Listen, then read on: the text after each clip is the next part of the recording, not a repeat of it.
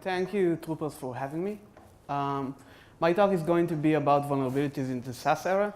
At Allalom, we mostly work with enterprises, so I'll also give you an introduction about what enterprises think about SaaS, what's the adoption rate, and what new challenges are coming in the SaaS era.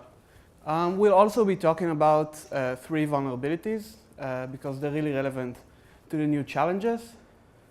So just a little bit about me. My name is Noam. I'm a researcher, a developer, and a gamer.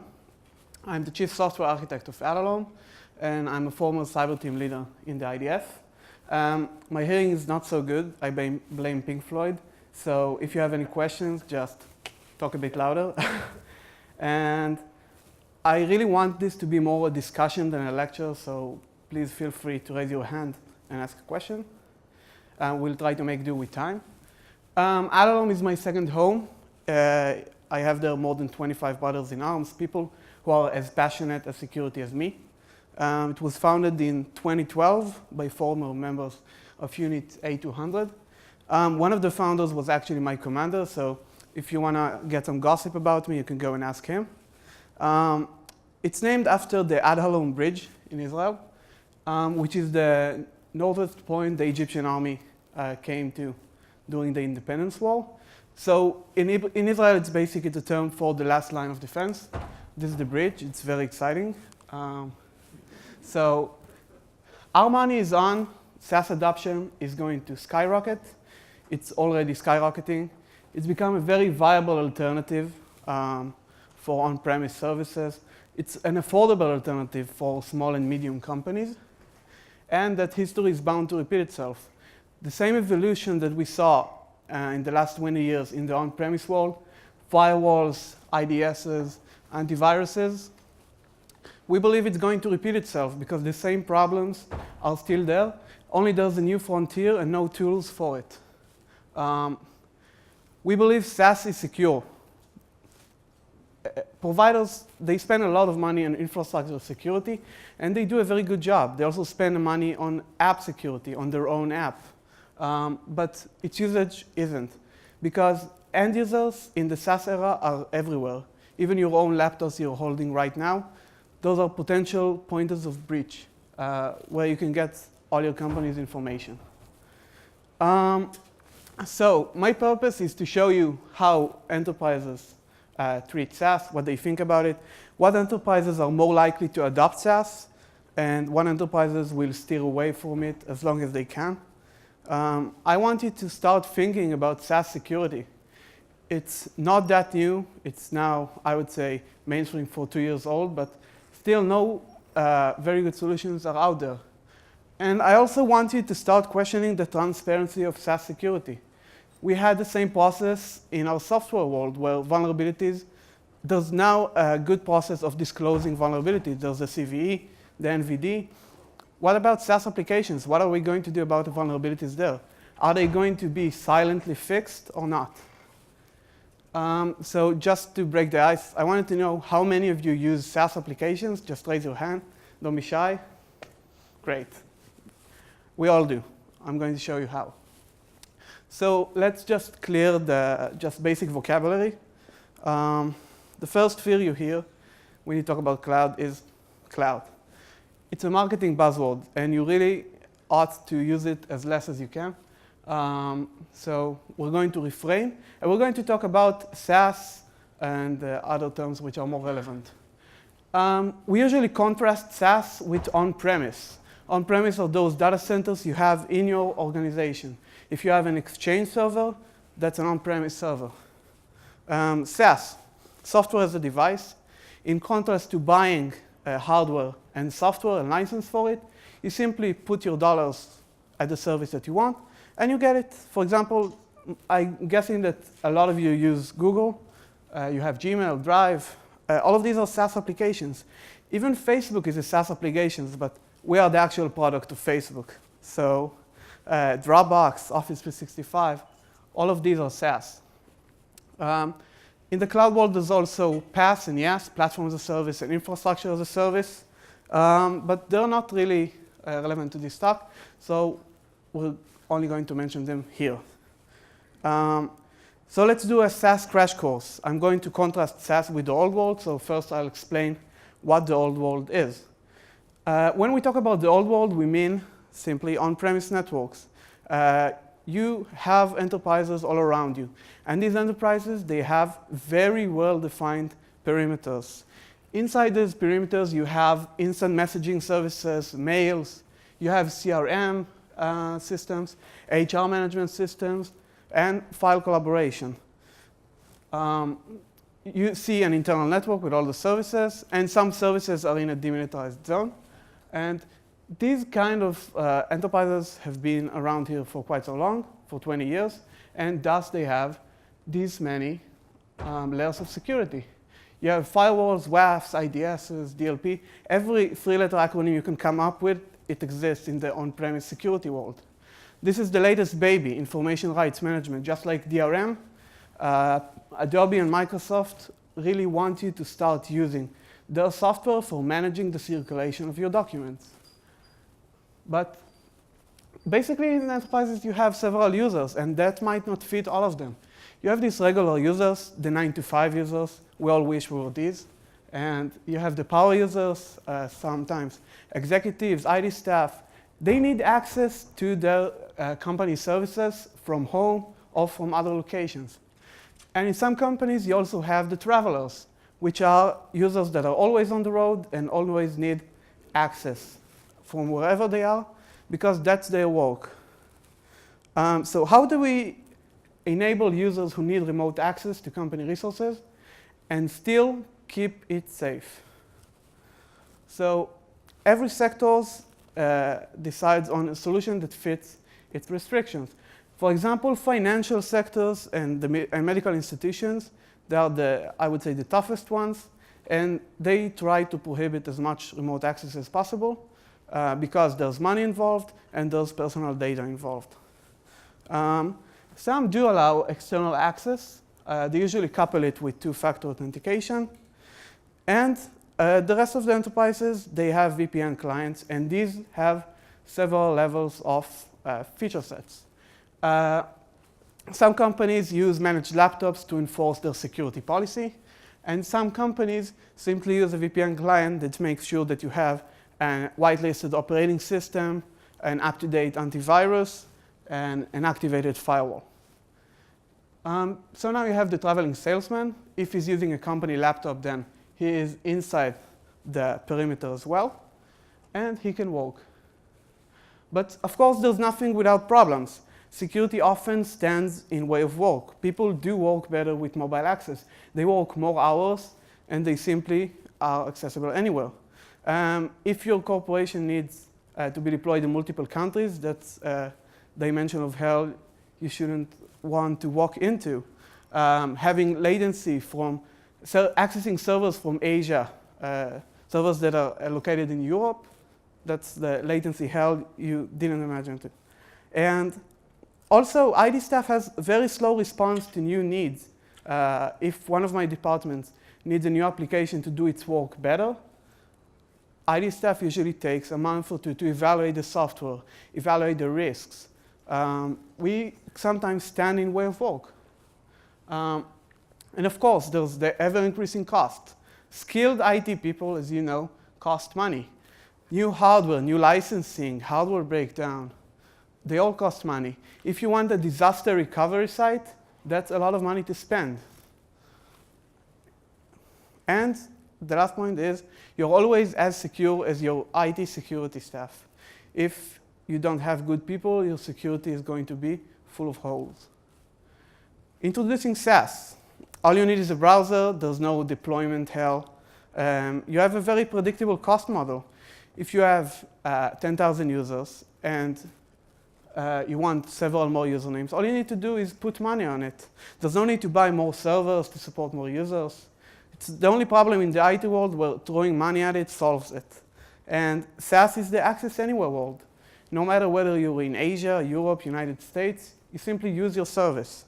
And it's been marketed as secure. SaaS vendors do invest a lot of money in infrastructure security. But end-user security is a different story. And what we have here is a new frontier. But of course, nothing is without problems, and don't believe anyone who says so. For the first time, data is out of your sight, somewhere in the cloud, but where exactly? When are backups being done? Where are they physically? Who has access to them? Will I know if they were accessed? How do I know if my data was being accessed? What happens if there are problems? I used to have the phone of my CISO. I called him and I shouted at him to fix stuff. Now he can't do anything. And there's also some privacy issues with some countries, mostly European, that really restrict the world of SaaS applications that you can use. So with every new solution, there are also new security challenges. This is an access anywhere world. So it means I can access my data from any location, any computer, any operating system, any browser. I might not even have an antivirus. There's no restrictions on it. I'm at the mercy of my SaaS vendor at whether or not what operations is he logging. For example, in Office 365, they only log data modification. If someone would download my entire Office 365, I would only know if he happened to edit the documents, which makes no sense. This is effectively a new and broad attack vector. If you have 20,000 users, that means you now have 20,000 attack vectors waiting at home. And I didn't even count their mobile devices, which now can also access data. And when was the last time when you used SaaS, you got an alert about suspicious activity or a potential breach? And enterprises use SIEM systems to manage security incidents. Do SaaS applications raise SIEM incidents? So to better understand this, I took the very popular attacks and I sorted them into 3 categories. The infrastructure layer, the application layer, and the end user layer. Now in the old world, all these were the responsibility of the IT staff. And their job was very well defined. You have company computers. They are inside a perimeter. If they're not, they're being managed. And you have to protect against all these 3. In the SaaS world, the infrastructure layer and the application layer is the responsibility of the SaaS provider now. And the IT staff is left only with attacks on the end user. But the new world also says that from now my data can be accessed from any home computer or my wife's computer or my sister's. How is the IT staff supposed to protect this? It simply has no control, no governance over these attacks. So to demonstrate this, I want to walk you through a very rudimentary attack scheme. And we're going to pit targeted attacks of on-premise services and SaaS applications, one against the other. So targeted attack of an on-premise would basically be comprised of 5 stages. You'd have the break-in stage, the latch-on, expand, gather, and exfiltrate. And because this world has been here for quite some time, you can find for every stage a list of tools that are supposed to prevent this stage and the next stages. For example, for the break-in, we have IDSs, which should be able to find shellcode. You have firewalls which are supposed to block vulnerable services. For the latch-on, you have the endpoint security solutions.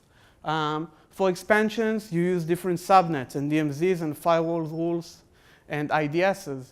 For the gathering and exfiltration, you try to control as much as you can what data comes out of your organization and block it. You also have some DLP solutions if you want to restrict sensitive data from coming out. But in the SaaS world, this is really easy. All you need to do is the break-in stage and the gathering stage. And what do you gather over here? You don't gather the data. You simply gather the credentials of the user. And I'm not talking about username or password. You can gather his token or his authentication cookies, and you simply get out. There's no reason for you to stay here. You simply go to whatever you want, use how many Tor nodes that you want, anonymous proxies, and simply access the SaaS solution from anywhere. So once you get the keys to the kingdom in the gather stage, it's game over. No one knows where you access the service from if the audit logs are not enough. And there's no traceable evidence on the attacked client. So in order to understand what the keys to the kingdom are, I'm going to walk you through the evolution of authentication in the cloud era. So as you can all guess, the starting point is simple username and password. But once you use 20 services, it doesn't really scale. Each service has their own password policies, and I couldn't really expect my users to remember 20 different passwords. So when there's a problem, there's a solution. It's called single sign-on. Single sign-on providers or identity providers also come to solve this issue, user provisioning and deprovisioning. What happens if I have 1,000 users? What happens if I hire a new one? What happens if I'm letting go of someone, of an employee? Do I need to go to 20 different SaaS applications and disable his account in any of these? So there are also SSO providers in the cloud, SSO providers on-premise. The on-premise world is very mature. For the cloud, some of you, I guess, use OneLogin and Okta. And on-premise, Microsoft has its own Active Directory federation services. And IBM has a solution, HP has a solution. Like everything, there's a protocol war. What should everything support? What's the most common standard for all applications? So this protocol war is kind of over. XAML 2.0 kind of emerged this as victorious. That is, unless you ask Microsoft, which have a different, very weird subset of XAML they call WS Federation. So I'm going to just give you a quick overview of XAML. And my point here is to show you that it's hard and it's tough to get it right. And we believe that there are many vulnerabilities because of this. So XAML is the security assertion markup language. It celebrated its 9th birthday last week. And it's used to exchange claims about someone's identity. For the first time, instead of going to a service and giving him, hi, my name is Noam, this is my password, you simply come with a signed claim that says, OK, I'm Noam. This guy says, I am who I say I am. If you trust him, let me go. XAML or similar protocols are being used throughout the web, either in SaaS applications or between different SaaS applications. For example, if you log into your bank account and you go to your credit card statements, you might be redirected with a signed certificate to your credit card company. That certificate is signed by your bank. You also have different SaaS applications. For example, Office 365 is comprised of different products fused together. And to get from one product to another, you get redirected with a signed certificate. Salesforce integrated work.com into their service. And therefore, when you go from Salesforce to work.com, you go with a signed certificate. So XAML works. Every XAML flow has 3 parties. There's the service provider, the consumer. There's the browser, which is the user. And there's the identity provider. And the browser is basically moved around between the SP and the IDP. And the reason it's the browser that's doing that is because sometimes the identity provider is an on-premise service, which is not always accessible from the internet. It kind of looks like this. I'm not going to bore you. My goal is to show you that it's complicated and it's hard to get it right. And the XAML protocol is kind of elaborate and complex. And this is a potential Achilles heel of many SaaS applications. It's really difficult to implement it right. You can take advantage of some libraries like libxmlsec, but even when you do that, you still have lots of stuff to implement yourself. There's no mainstream standard implementation. There's Shibboleth, which is closest to that, but it's Java only, and not many people use it. So everybody's kind of implementing it on their own and winging it. And because the protocol is pretty complex, they often miss stuff. They often miss security stuff. And where you have different implementations, you also have compatibility issues and issues of, hey, this code was only reviewed by 2 people, not by an entire community like us. And also, we believe that there are lots of bugs that are waiting to be discovered in this area. Not many people are looking at it. And there were already some of those that were discovered, and we're going to see lots, we believe, in the following years. And now we're going to talk about some high-profile vulnerabilities. We're going to talk about the Facebook remote code execution, which was an SSO bug, basically. We're going to talk about the enemy within, which is currently in responsible disclosure stages, and about the Ice Dagger, which is this embarrassing Office 365 token disclosure bug. Are there any questions until now? Okay, cool. So the Facebook vulnerability was found by Reginaldo Silva in November 13. And by the way, it paid Facebook's highest bounty until now, which is 33.5K. And it resides in the forgot password flow. When you use Facebook and you forget your password, you can use your Google account in order to prove that you own a specific Facebook account.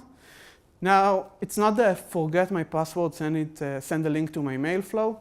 It's simply Facebook redirects you to Google, and then Google sends you with a certificate saying, OK, this is a Google user, you can trust them.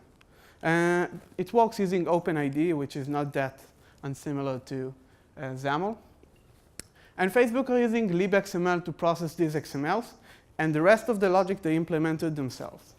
And it turns out the default settings for libXML permits a feature called XML external entity. Now, this feature basically means that you get to open local files and connections.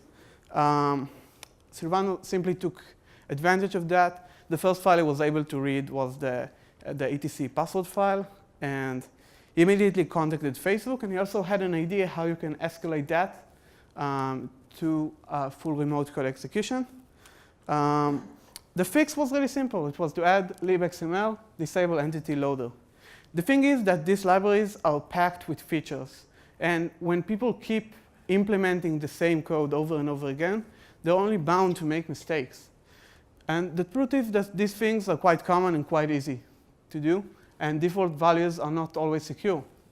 For example, in our code, we wanted to implement XML signature validation with libXMLsec, and the default values of libXMLsec allows one to list a list of acceptable certificates when you give an XML for validation, which means basically that it's not validating against the certificates you gave. The enemy within is a vulnerability in one of the top 10 SaaS applications.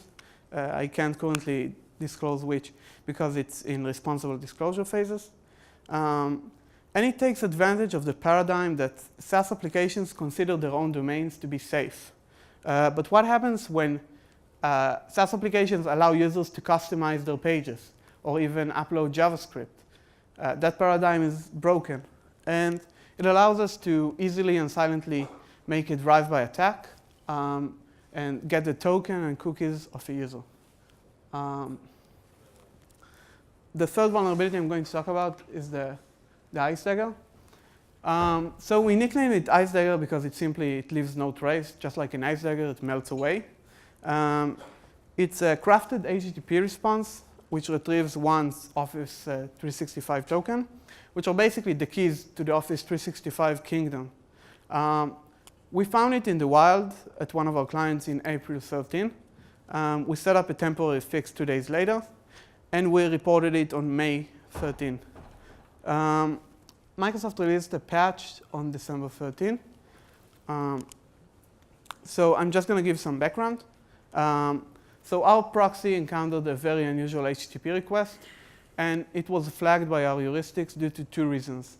First of all, it was destined to an unknown Tor gateway, Tor to web. And second, the request was performed by Microsoft Word, which shouldn't happen for domains which aren't company controlled. It was automatically scheduled for a review by Alarm Labs because it exceeded a certain threshold. And our story just begins. I'm going to introduce you very quickly to Office 365. I'll show you the differences between the on-premise Office solution and how it integrates to the cloud. So basically, Office 365 is Microsoft cloud offering for organizations. I would say its main competitor is Google Apps for businesses. What they really wanted to have is to have this unified solution where you have instant messaging, emails, document management, and file sharing. And everyone's scrambling to have the best solution out there. So Office 365 is comprised of very different product lines, 4 product lines that were fused together with some glue. You have the Exchange Online, which you can use for hosted email services. You have SharePoint Online for collaboration, OneDrive Pro for file storage, and the Office 2013 desktop applications. Now, Office 2013 was changed radically in order to integrate it for the cloud.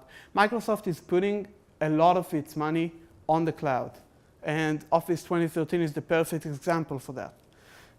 We're going to talk about Word mostly, but it's the same for PowerPoint, Excel, and OneNote. Outlook wasn't changed that much for the cloud, except for integration with OneDrive.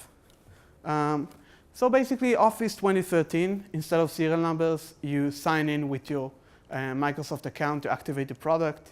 If you want to use SharePoint and OneDrive, you have to be signed in. And there's also this psychological campaign to get you to sign in. You will see this at the corner if you're not signed in. When you go and save a file, these options show up first, and only then the regular ones.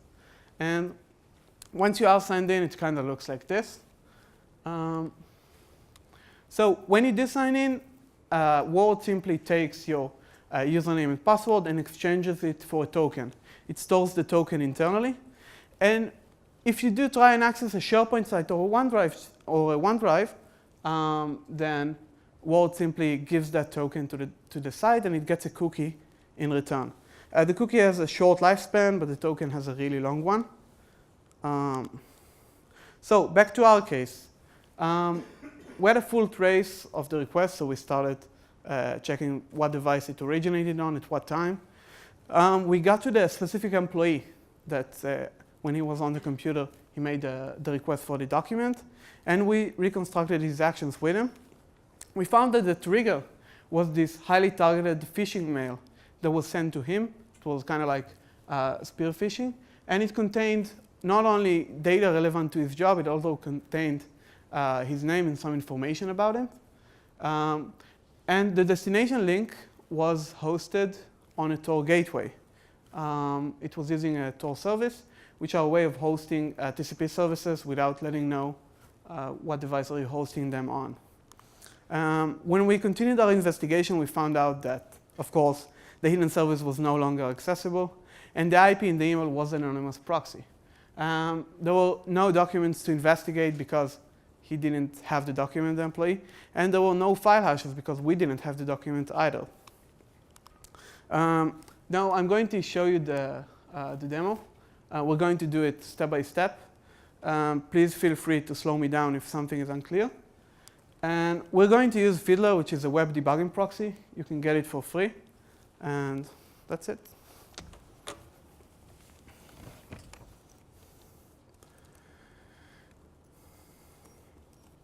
So the first thing, oh, you're not seeing this. Just a sec.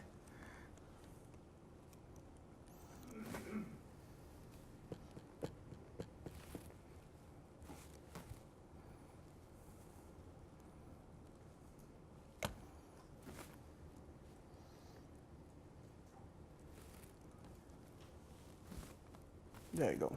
Great.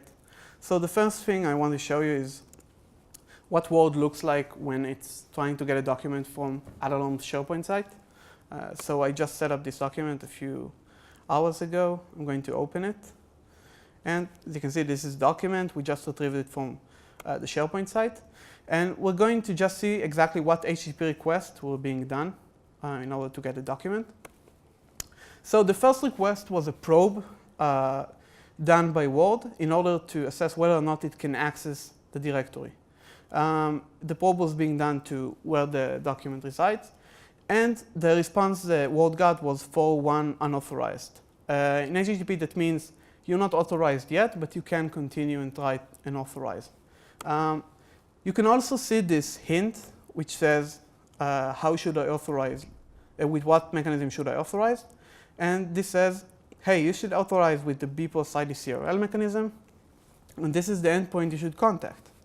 So Ward, being the good boy he is, just simply sends an authorization request to this endpoint, as you can see over here, and also sends its token along with it. And Office 365 simply says, okay, this is a good one. This is your cookie. From now on, you can use it whenever you access the service. And Ward has my document now. So just to make this a bit easier for us,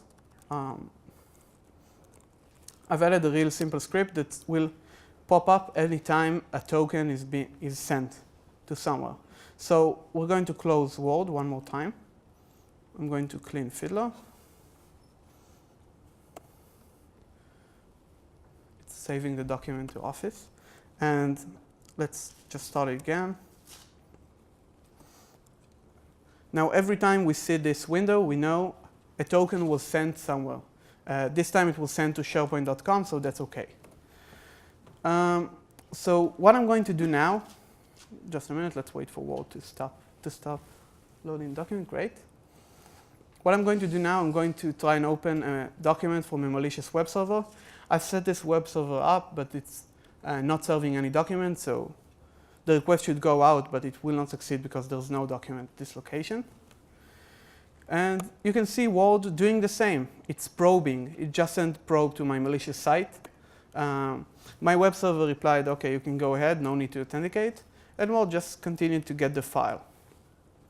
But what if I answer Ward the same way that SharePoint did, asking it to authenticate? So let's do that. In order to do that, we're going to use a mechanism called autoresponder. And Fiddler has a very neat autoresponder. It simply lets you add rules for specific requests.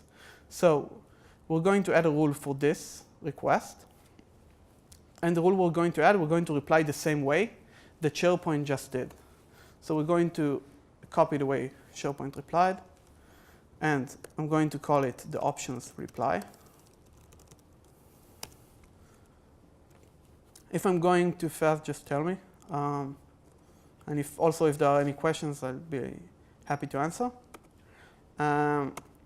So what we're going to do, we're going to add a rule, which whenever someone requests this URL, we're going to reply to him with the reply we just wrote. And let's hit save. Great. So the next time someone is going to ask for this URL, Ward will cheerfully send the token. Just let's give it a go. So I'm going to open my malicious document, and you can see that my token was just sent to the malicious site. So just to give you, I'll explain a bit more this in a bit. Just to give you an example of what you can do with this, we're going to make the same request Ward sent to my web server. We're going to execute it again, but this time we're going to send it to Microsoft. This request is meant to convert the token I have in hand to a cookie. So that's exactly what we're going to do. Sorry.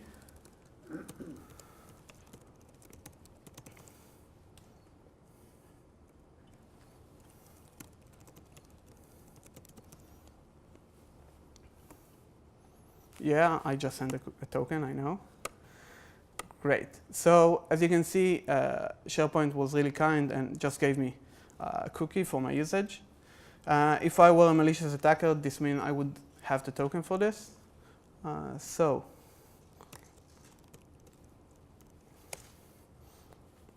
as you can see, I can't log in without authenticating. It gives me the login page. But what I'm going to do, I'm going to add a cookie manually, the SPOIDCRL cookie we just got from SharePoint. And we're going to access this site one more time, but this time it's going to look different. So setting a malicious site and asking a user to open a document there is all you need to do in order to get his Office 365 token.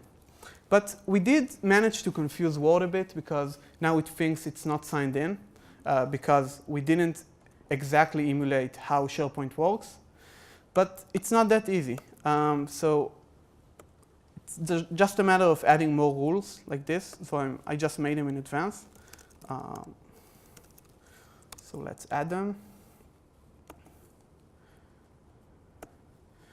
Now, our purpose is for someone, when he opens a document, he should be able to see the document that he requested, and he shouldn't be aware that he was just being pranked for his token. So I'll just click this. Fiddler just found the token, and the document just got some document I found on my computer, which is great. I could also fill this, just like in our case, with a document very relevant for that specific user. It's really amusing that also Word is saying that he's in protected view, and files on the internet can contain viruses. That's great. Great. So, are there any questions? Okay. Just a minute. Great. So we managed to fully reproduce and develop POC for this.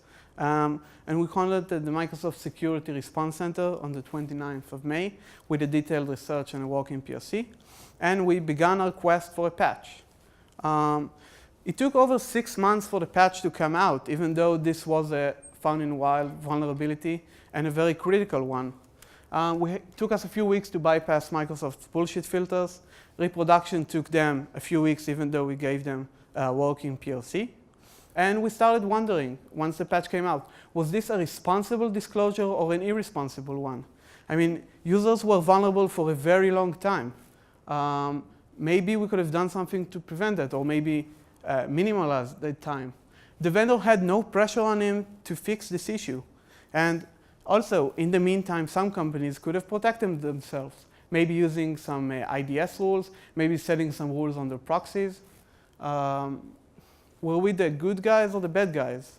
We weren't so sure.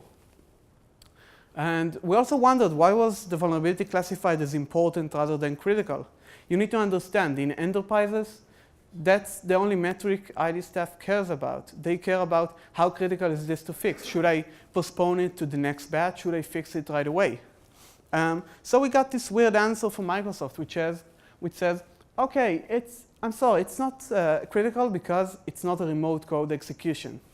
But we're talking about a SaaS application.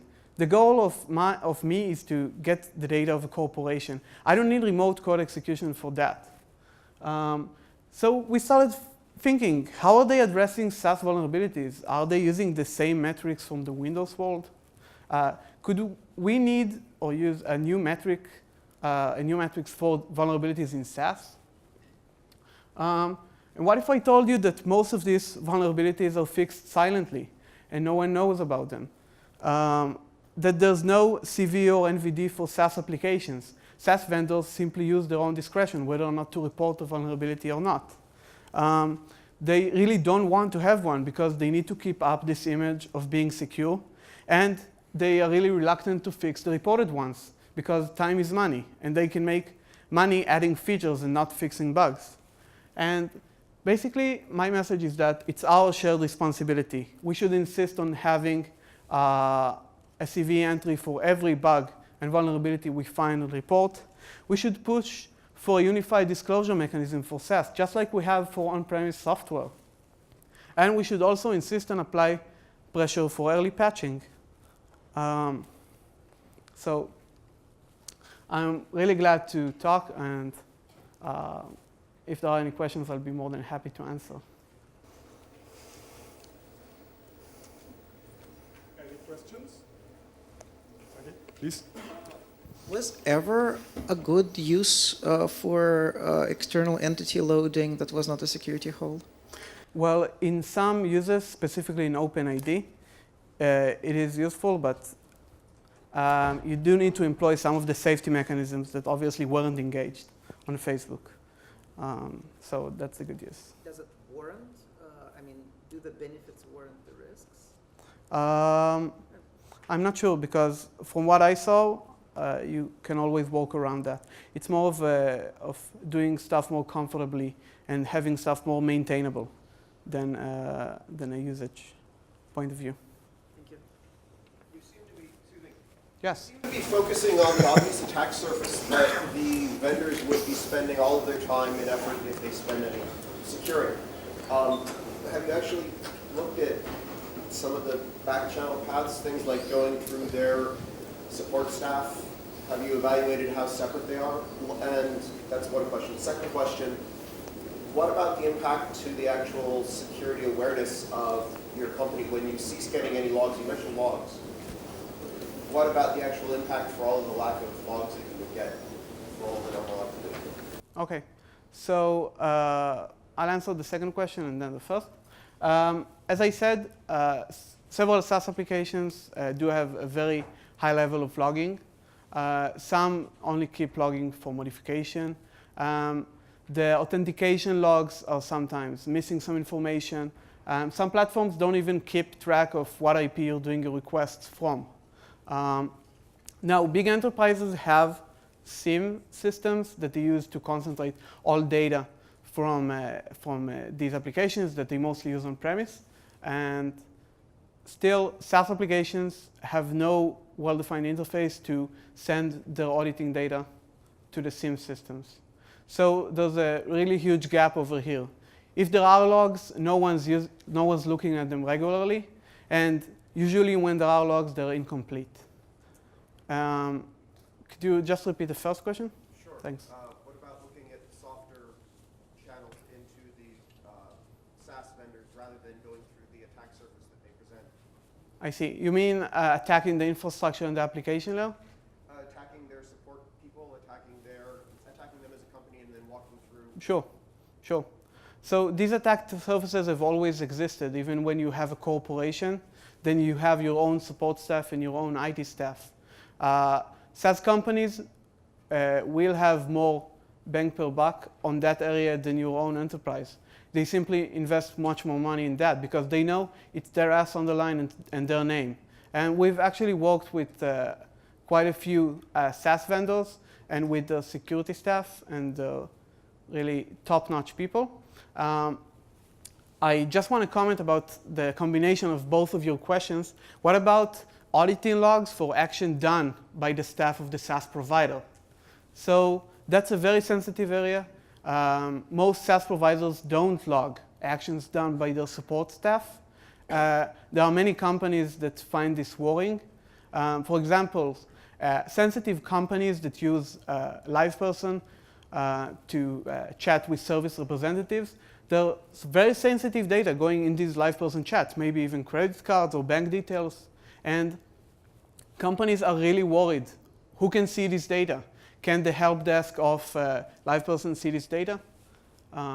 So that's a very good point. And thanks.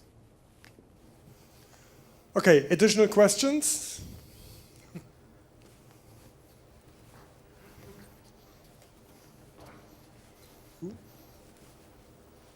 Just give them the sign.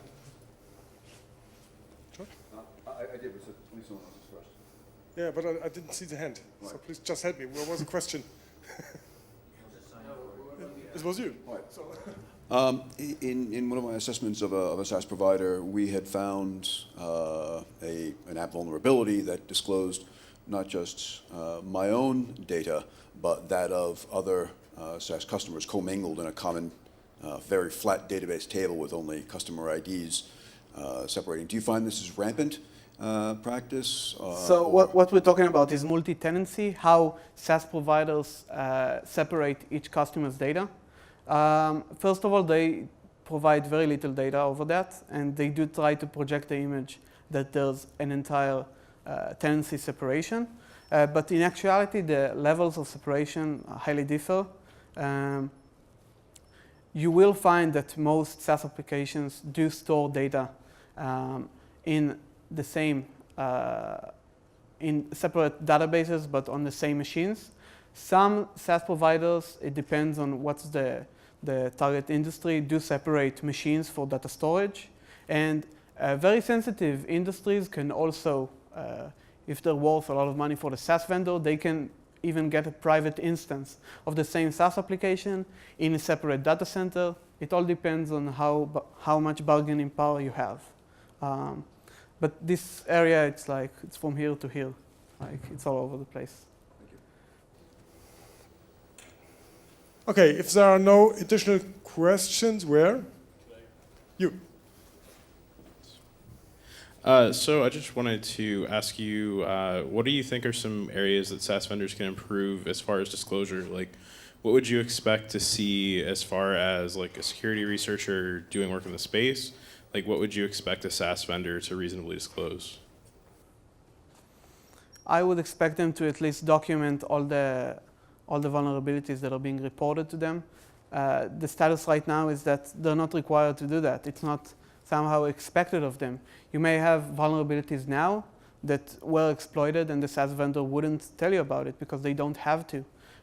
They do all they can to keep this image of being secure. And we're the other side of that. We want people to know when stuff are being fixed and what. So my expectation is to have a CVE for SaaS vulnerabilities. That's what we push for, that's what we want. And the tool for doing that is applying pressure on the SaaS vendors and from security staffs of companies that are responsible for adopting SaaS.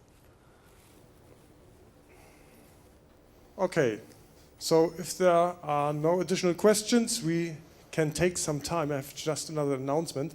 We will close the token printer at 4 p.m. So if you have any tokens and want to print another paper for the lottery, take your chance to do it until 4 p.m. And I think at least because we are 10 minutes too early, but it's great because it gives you the advantage to go to the printer, and the other ones are still in the talk. Okay, so see you after the coffee break and collect your tokens, please. Thank you.